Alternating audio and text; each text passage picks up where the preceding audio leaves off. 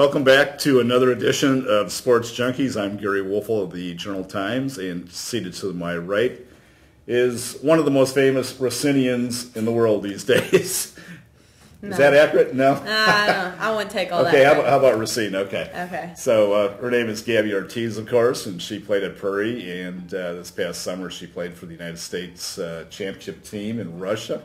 And my cell phone's going off, and I'm going to turn that off first. But anyways, let's talk a little bit about your career, specifically leaving Prairie. We know what you did at Prairie and stuff like that, but I wanted to talk to you briefly about going to Oklahoma. At the Prairie School, you went to a private, small high school. How many students are at Prairie, roughly? I don't know how many, 100? but our graduating class, we had 57. 57, okay, so that makes sense. All of a sudden, you go to the University of Oklahoma, a public school, and what is there, about 30,000 people? 35, something like that. Something like that. Yeah. And you're moving to a different part of the country, you know? I mean, the South is a little different than the Midwest. My daughter lives down in Texas right now, and she's telling me some of the subtle differences. But what was the transition for you like? I mean, there's a lot of kids going off to college pretty soon, the next couple of weeks. Tell me about that transition and how difficult it was, especially because you're leaving home. I mean, it's not like you can get in your car and drive home and talk to your dad when you want. Yeah, I mean, I'm probably different than some kids. The transition wasn't too tough for me. I was used to being away from home and traveling a lot because of my dad's job. So I was never. He works for an airline. Yeah, I was never homesick. I fit in pretty easy. I got moved. I mean, we had really nice living. We were in dorms, but they were kind of like mini apartments. We had our own bathroom, a little kitchen, and a living space. And I was with one of my teammates, so it was nice because we were always with our teammates. And so, you know, you're surrounded by other athletes. So I fit in pretty easy and made some friends, and it was a great adjustment.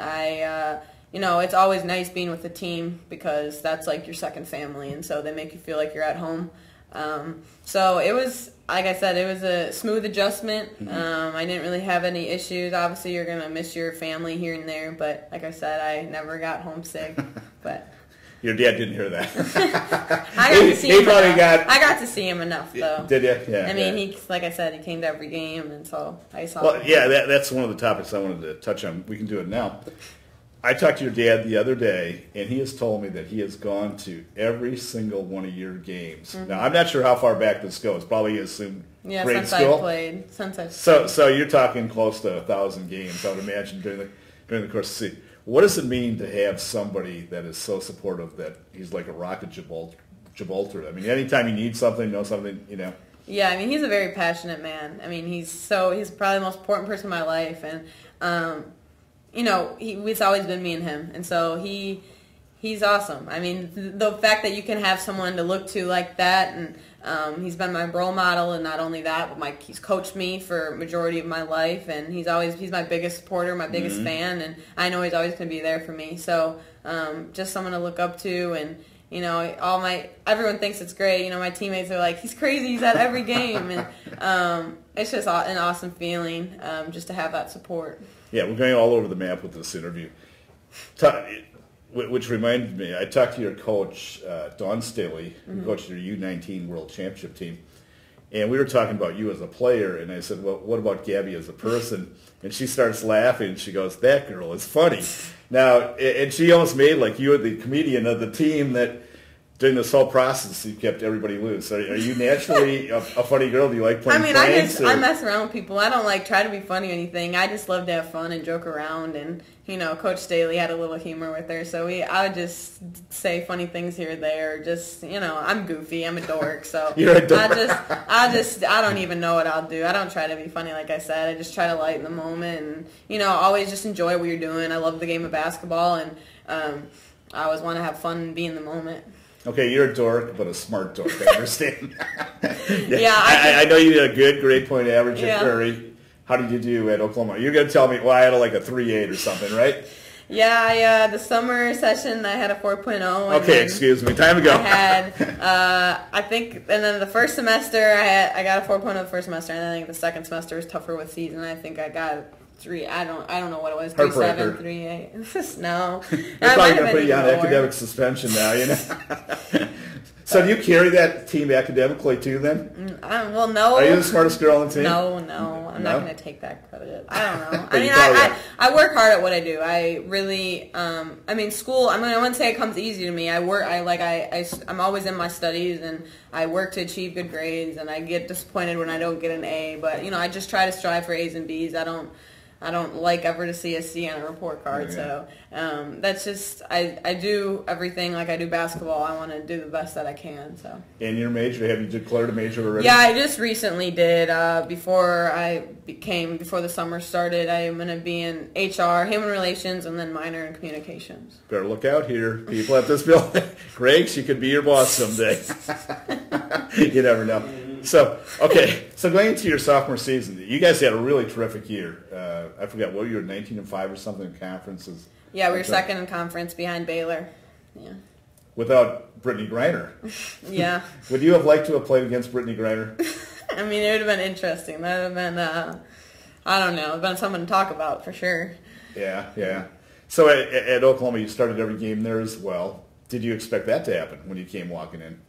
No, I never, like I said, you never know what to expect. You got to work for what you get, and I was going to, either way, I was going to work my way to just be some part of the team, and so I didn't know. And when Coach told me, I didn't know I was going to be starting until the day of the game. She took me in her office and said, you're going to be starting this game, and so obviously that's just a great feeling. I didn't, like I said, I'm a freshman. I didn't deserve anything, and I just worked my way and tried the best I could. So. Racine has produced some really good high school girls basketball players in recent years. I mean, not only recent years, for the last 2 decades.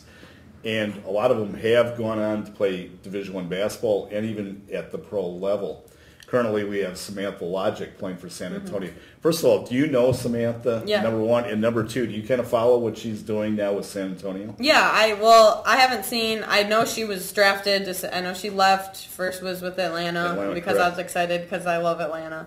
And then I saw her move it's unanimous. I saw her move to San Antonio, and I went out to see her play a game, but I know her sister, I know their family well, and I know her sister had went and saw them play in Chicago, and so it's cool. I'm just very happy for her. She's obviously a terrific player, and the fact that she got to go and live out her dream and playing professional, I know that's something that I look up to and want to do hopefully sometime in the future. But that's just awesome for her. I know she's going to do really well. She's super smart. She's a great point guard, and I actually know Danielle Robinson is the point.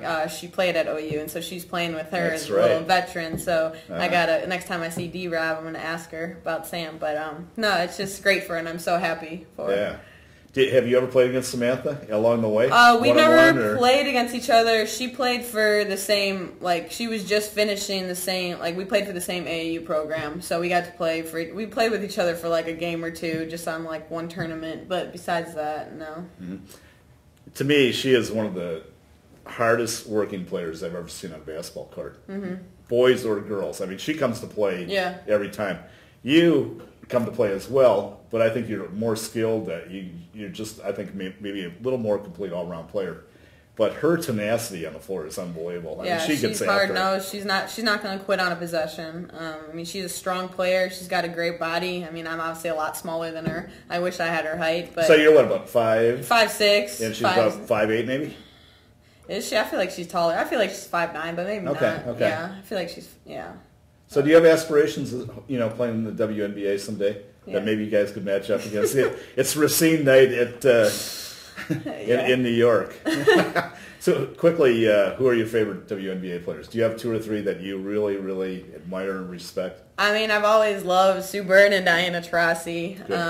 Maya Moore is obviously terrific. But, looking up since I've been little, I got to actually meet Sue Bird not too long ago, which was awesome because I grew up, I had wore a jersey, and she's a veteran now. I can't believe she's still playing, but that girl can ball. But, it was cool getting to meet her, just say hey, and because Jewel Lloyd, she's one of my best friends. She plays at Seattle now. So she was one of the rookies this year, and do you know who Marcus West is? Yeah, my dad's friends with him. Okay, Marcus West, for those that don't know, played at St. Catherine's. Yeah. He was all-state in basketball, all-state in soccer. He's the only person I know from Racine County that went to a Division I school, played Division I basketball, Division I soccer. And I had lunch with him the other day, and we were talking about the all-time great male basketball players, right? And we're going down our list of 7, 8 guys, and he goes, throw in Gabbi Ortiz.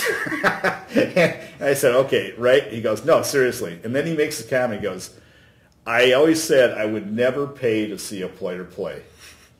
And he said, I paid 5 times to see Gabbi Ortiz. I mean, what a great guy. I mean, which is a compliment to you because this guy knows the game inside and out. And speaking of great players, you've been working out with Cron Butler, I understand, this summer as well. Tell us a little bit about that. I mean, Cron's a great guy. I love, he's always giving back to his city. He's always around, and anytime he gets to come back, he's out. And I got to see him at the Gus Macker, and we judged the dunk contest together. And I knew I saw that he had put in a new floor at one of the gyms, and I didn't know what gym he was at, and so he told me. And so ever since then, I've worked out twice, and I'll probably work out next week with him, and we just get after it. And what has he told you? Anything specific about your game that he thinks that you could work on? Has he offered that advice, or? He's like, he asked me specifically what he thinks, what's the main thing that I've been trying to work on, and he's told me the things that he thinks that I'm really good at, and so we've been talking here and there, and like he's just he's a good role model just to get some head. I mean, he's been in the league for 14 years now, 50, maybe longer, and so he knows what he's talking about. Okay, one last question here. We were talking about last summer, an earlier segment, like, hey, did you ever expect to play on the U.S. 19 World Championship team? Let's project here and say 15 years from now. Oh, gosh. What's Gabbi Ortiz going to be doing, and what did her next 15 years entail? 15 years. If you could encapsulate that. I don't know. I mean, I'm trying. What am I, 19 now? You're so old. I'm so old. I don't know if my body's holding up, and if I'm good enough, I would hope to still be playing basketball, but I don't know about that. And obviously you want to play at the WNBA level if everything goes out right. Yeah, that would be the goal, but who knows how long my body is going to hold up for. But he'll play 20 years. After that, I don't know exactly what I want to do for job-wise. Sure. I'm still trying to think about it. I can see myself maybe coaching. I know I want to be around sports. I love sports. I love the game of basketball, so I want to do something with that and stay around it. Or I don't know exactly what I see myself doing, so I can't really answer that. But yeah, that's all I got. Hey, that's good enough for me. So, well, thank you again for coming in and being part of Sports Junkies, Yeah, thank you for watching us as well.